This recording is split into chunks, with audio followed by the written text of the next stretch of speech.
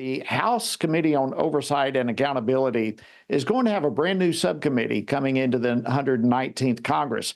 It's one that's going to work with the Department of Government Efficiency. That's all part of President-elect Donald Trump's new incoming administration. And actually, the work has already begun. It was reported this week that the chair of the new subcommittee, Georgia Congresswoman Marjorie Taylor Greene, and Oversight Committee Chairman James Comer, they've already met. And they've met with entrepreneur Vivek Ramaswamy and his team. And Ramaswamy was tapped, as I mentioned a while ago, to co-lead the new department together with fellow entrepreneur Elon Musk. So what will this new department tackle? How is it going to be working with Congress?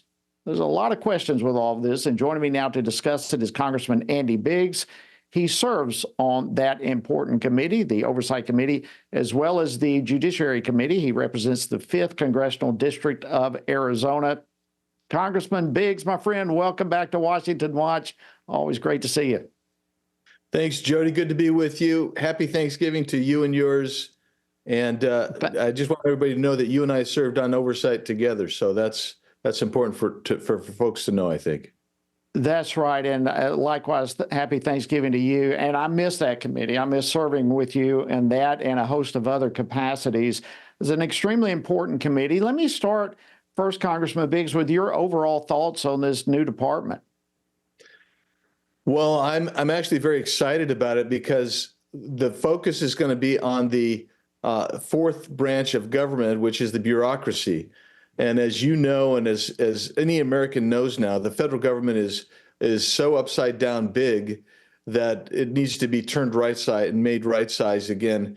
And I'll just give you a couple quick examples.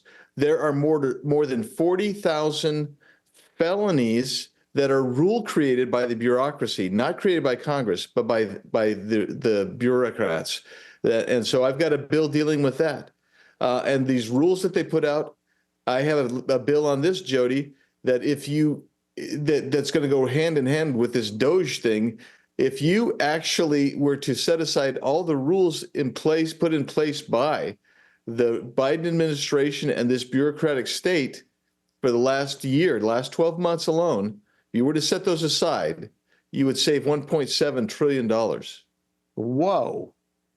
That's stunning. Now, that's the kind of thing that I think the average American citizen can get excited about. When we think about going after all these wasteful programs and things, that's incredible. So how is this going to relate to specifically the Oversight Committee that now is going to have a subcommittee that evidently is going to be working hand in hand with the new federal department? What do you see as how this is going to work together, some of the goals? How are you going to work together with this new agency?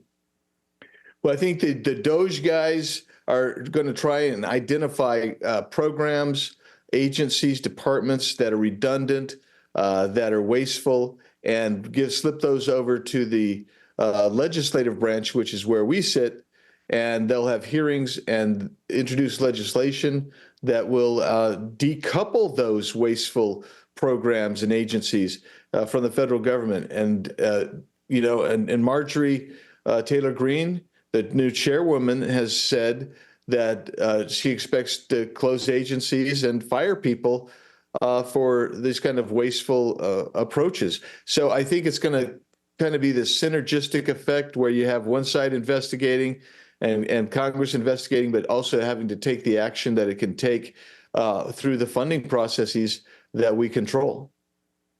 So what are some of the agencies when you're talking about, she's talking about, and we've heard the president, of course, specifically refer to the Department of Education.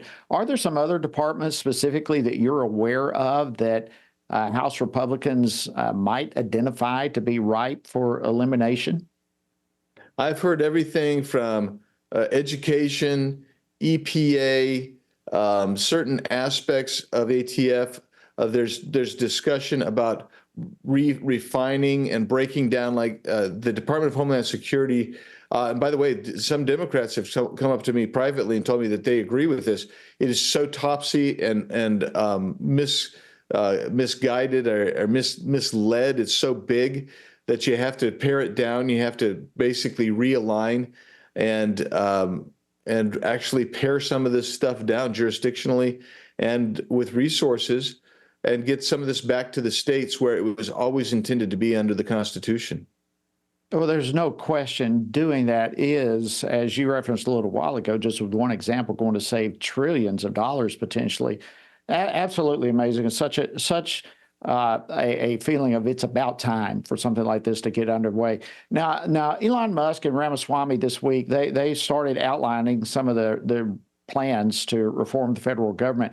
And one of them that caught my attention was potentially defunding Planned Parenthood. Is there a way that we could really eliminate hundreds and hundreds of millions of taxpayer dollars that end up in Planned Parenthood's pocket? Yeah, it's called the budget, the appropriations bills, and Congress. And this is a problem, and this is why the bureaucratic strait has grown. Is every time you do a continuing resolution, and you were talking about the budget fight. When you do a continuing resolution, you keep funding the same programs at the same levels, and periodically there'll be an omnibus that raises all that spending. That's just all you're on kind of cruise control.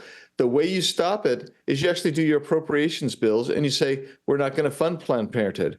We're not going to fund various DEI programs or woke programs in the military or anything else that will be designated by DOJ or designated by Marjorie Taylor Greene's subcommittee on oversight. Yeah, it's through the budget process. Wow. Well, I tell you, this is going to be not just fascinating. I don't want to minimize it. This is such a critical time for Congress to step up on and the new government on so many fronts. While I have you, last question I want to throw your way, Congressman Biggs. The International Criminal Court, as you well know, has issued arrest warrants for Israel Prime Minister and the Defense Minister and so forth. But you've introduced a resolution to deal with this issue. How critical is it to make clear that the U.S. does not recognize the ICC? Well, it's imperative because the ICC, when it was formed, they said when you get 40 signatories or member states, that they would interpret that to mean that there's jurisdictional authority for all nations of the world under the ICC, which they don't have, obviously. So they want to attack sovereignty. That's why we have the resolution, and that's why we have to make it crystal clear we're not part of the ICC. We're not going to be part of the ICC. We're not going to give you money, and we're not going to respect anything that you do because you're basically, in my estimation, a totally illegitimate international institution. Yep, I couldn't agree with you more.